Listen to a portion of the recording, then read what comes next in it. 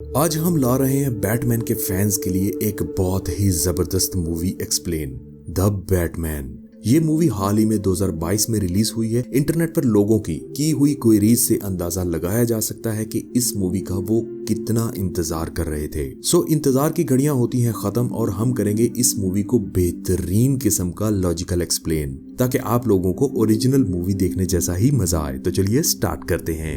Movie के शुरू में हम हैलोवीन की रात को देखते हैं और इसी रात गौतम शहर के मेयर का मर्डर हो जाता है और जिसने उसे कत्ल किया था उसका नाम था रिडलर। दरअसल ये एक सीरियल किलर है जो गौतम शहर के अमीर और बड़े लोगों को चुन चुन कर मार रहा है। और इसकी खास बात ये थी कि जब भी वो किसी को मारता था तो पीछे एक क्लू छोड़ जाता था और इस बार भी उसने ऐसा ही किया। या अगले दिन जब वहाँ पुलिस इन्वेस्टिगेशन टीम आती है तो उन्हें वहाँ पर एक छोटा सा कार्ड मिलता है। उस पर लिखा होता है haven't a clue, let's play a game just me and you, और साथ ही में कुछ कोड वर्ड भी लिखे होते हैं। और वो ये क्लू हर बार किसी और के लिए नहीं बल्कि बैटमैन के लिए ही होते थे। रिडलर ने बैटमैन को सीधा चैलेंज दिया होता है अपने क्लू के साथ अगले मर्डर के लिए, ताकि बैटमैन उसके अगले शिकार को बचा सके तो बचा ले। इस मैसेज के थ्रू बैटमैन और उसका बटलर एल्फ्रेड रिडलर के अगले क्लू का पता लगा लेते हैं। फिर बैटमैन और जेम्स उस क्लू की इन्वेस्टिगेशन के लिए निकल पड़ते हैं। और मूवी के स्टार्ट में जब हमने मेयर की डेथ देखी थी तो वहाँ पर रिडलर ने मेयर के हाथ से उसका अंगूठा काट लिया था। शहर का मेयर काफी बुरा और अय्याश इंसान था और साथ ही में एक लड़की के साथ एक्स्ट्रा मैरिटल अफेयर भी चल रहा था। और जिस लड़की के साथ मेयर का अफेयर चल रहा था उसका नाम था एनिका। ये लड़की यानी कि एनिका सेलिना काइल की रूममेट थी। सेलिना काइल यानी कि कैट वुमन। दरअसल ये दोनों लड़कियां ही आइसबर्ग लाउंज में वेटर का काम किया करती थी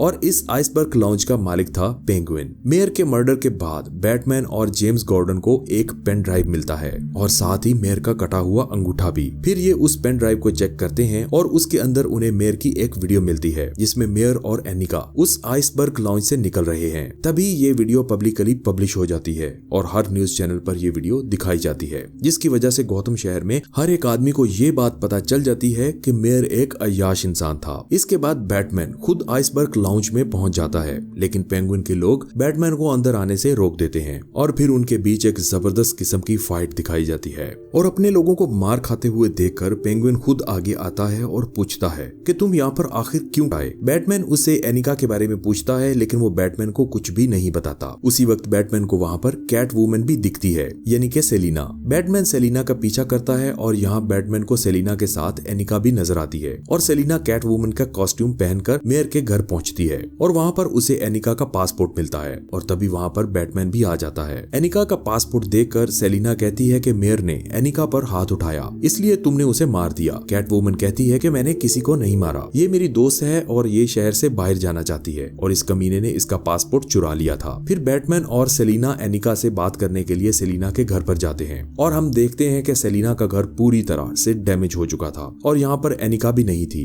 फिर बैटमैन सेलिना को कहता है कि हम दोनों को मिलकर काम करना होगा और वहीं पर रिडलर ड्रग माफिया के साथ काम करने वाले एक करप्ट पुलिस ऑफिसर को भी मार देता है। और यहाँ पर बैटमैन के लिए रिडलर ने एक क्लू छोड़ा होता है। फिर बैटमैन कैट वुमन को एक ऐसा कैमरा लेंस देता है जिससे वो कुछ भी देखेगी तो वो सब कुछ बैटमैन को भी नजर आएगा। और फिर वहाँ से कैट वुमन जाती है आइसबर्ग लाउंज में और जो कुछ भी वो देख रही थी वो सब कुछ बैटमैन भी देख पा रहा था। जहाँ पर बैटमैन देखता है कि इस लाउंज में शहर के सारे बड़े लोग और ऑफिसर्स मौजूद हैं। वहीं पर कैट वुमन गिल कॉल्सन नाम के एक आदमी से बातचीत करती है और गिल कॉल्सन उसे काफी सारी इंफॉर्मेशन दे देता है। गिल कॉल्सन लाउंज से बाहर आता है और अपनी गाड़ी में बैठता है तो वहाँ पर उसे मिलता है रिडलर, जो कि पहले ही गिल कॉल्सन का उसकी गाड़ी में बैठकर इंतजार कर रहा था। फिर अगले दिन लोग मेयर के फ्यूनरल के लिए आए होते हैं जिसमें ब्रूस वेन भी शामिल था और इस फ्यूनरल में पेंगुइन और फैल्कोनी भी आए हुए थे। ब्रूस वेन वहाँ पर गॉर्डन को बात करते सुनता है कि गिल कॉल्सन कल रात से गायब है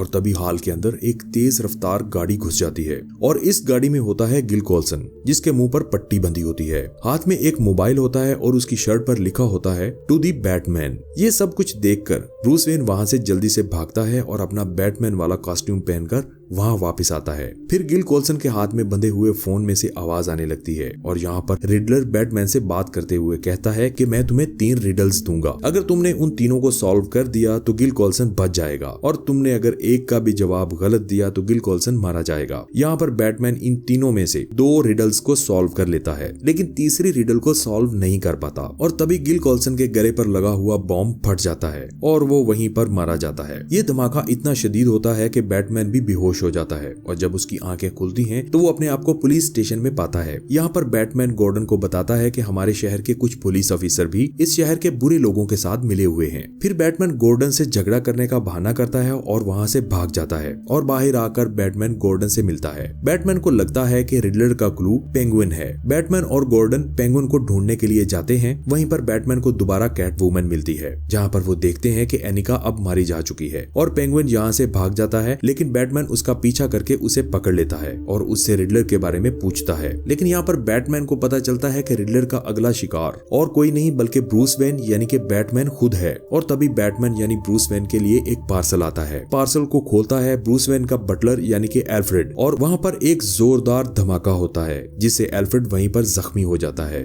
इसी दौरान ब्रूस वेन को अपने पास्ट के बारे में कुछ बातें पता चलती हैं। ब्रूस वेन के बाप थॉमस वेन ने गरीबों के लिए एक बहुत ही बड़ी कंपनी बनाई थी, लेकिन जितना अच्छा वो लोगों के सामने बना करते थे उतने अच्छे वो थे नहीं। दरअसल थॉमस वेन यहाँ पर गरीबों की मदद करके शहर के नए मेयर बनना चाहते थे, लेकिन इसी दौरान एक जर्नलिस्ट को ये खबर मिलती है कि थॉमस वेन की बीवी मार्था वेन को एक मेंटल इलनेस है, और वो जर्नलिस्ट उस बात को पब्लिसिटी पब्लिश करना चाहता है। लेकिन थॉमस वेन ऐसा नहीं चाहते थे, इसलिए थॉमस वेन ने उस जर्नलिस्ट को फैल्कोनी के हाथों जान से मरवा दिया। और जब ये सारी बातें ब्रूस वेन को पता चलती हैं तो वो काफी ज्यादा डिप्रेस हो जाता है। उसके बाद बैटमैन फैल्कोनी के पास जाता है और पूछता है क्या ये सारी बातें सच हैं कि मेरे बाप ने एक जर्नलिस्ट को मरवाया था। तो फैल्कोनी बताता है कि हाँ ये सारी बातें सच हैं, क्योंकि थॉमस वेन ने मुझे ही हायर किया था उस जर्नलिस्ट को मारने के लिए। सैल्वाटोरी मेरोनी ने तुम्हारे बाप थॉमस वेन और तुम्हारी माँ मार्था वेन को जान से मरवा दिया था। ये सब कुछ सुनकर ब्रूस वेन और ज्यादा टूट जाता है और वो सीधा अपने बटलर एल्फ्रेड के पास हॉस्पिटल में जाता है, और जो भी बातें उसने फैल्कोनी से सुनी थी वो एल्फ्रेड से भी पूछता है। लेकिन ब्रूस वेन को एल्फ्रेड बताता है कि तुम्हारे बाप एक अच्छे इंसान थे, उन्होंने कभी भी किसी इंसान को जान से मरवाने का नहीं सोचा। और सच बात तो ये है कि वो फैल्कोनी के पास इसलिए गए थे ताकि वो अपनी फैमिली की इमेज को बचा सकें। उन्होंने फैल्कोनी को ये नहीं कहा था कि जर्नलिस्ट को जान से मार दो, उन्होंने तो बस ये कहा था कि मेरी फैमिली की इमेज खराब नहीं होनी चाहिए ताकि इनके मेयर बनने के रास्ते में कोई भी रुकावट ना आए।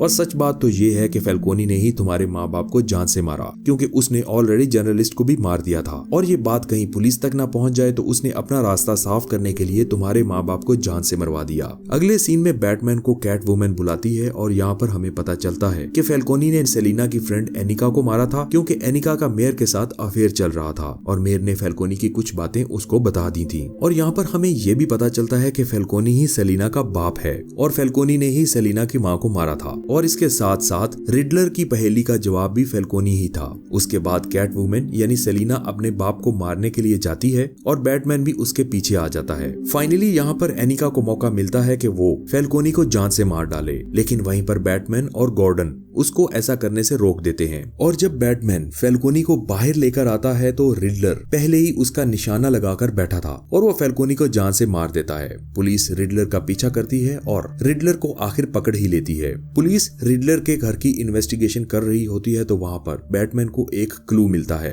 बैटमैन को ये लगता है कि रिडलर का अगला शिकार मैं ही हूँ, लेकिन तभी गॉर्डन को कॉल आती है और वो बैटमैन को कहता है कि रिडलर तुमसे मिलना चाहता है। यहाँ बैटमैन को पता चलता है कि रिडलर एक यतीम था। वो बैटमैन को कहता था कि लोग मुझे याद रखेंगे, जब तुम्हारे माँ बाप मरे थे तब मैं यतीम था, लेकिन तुमने अमीरों वाली जिंदगी गुजारी है, ये कोई यतीमों वाली जिंदगी नहीं है। वो बैटमैन से कहता है कि तुम्हें क्या पता यतीम होना क्या होता है, कैसे और कितनी मुश्किल जिंदगी गुजारना पड़ती है। बैटमैन रिडलर से पूछता है कि तुम मुझे मैसेज क्यों देते हो। रिडलर बैटमैन से कहता है कि हम लोग टीम में हैं, मेरे पास तुम्हारे जैसी ताकत नहीं, मेरे पास दिमाग है, मैं अपने दिमाग का इस्तेमाल करता था और तुम अपनी ताकत का इस्तेमाल करके मेरा काम पूरा कर देते थे। रिडलर को कहता है कि तुम्हें लगता है कि तुम्हें लोग याद करेंगे तो तुम एक संकी और खुदगर्ज इंसान हो। तभी रिडलर बैटमैन को कहता है कि तुम अभी तक मेरा प्लान समझ ही नहीं पाए। बैटमैन रिडलर से पूछता है कि तुम अब क्या करने वाले हो, लेकिन वो बैटमैन को कुछ भी नहीं बताता। इसके बाद बैटमैन दोबारा रिडलर के घर आता है और यहाँ बैटमैन को पता चलता है कि रिडलर ने गौतम शहर के 11 पाइपलाइंस पर बम ब्लास्ट करने का प्लान किया हुआ है। इससे गौतम शहर पूरे का पूरा पानी में डूब जाएगा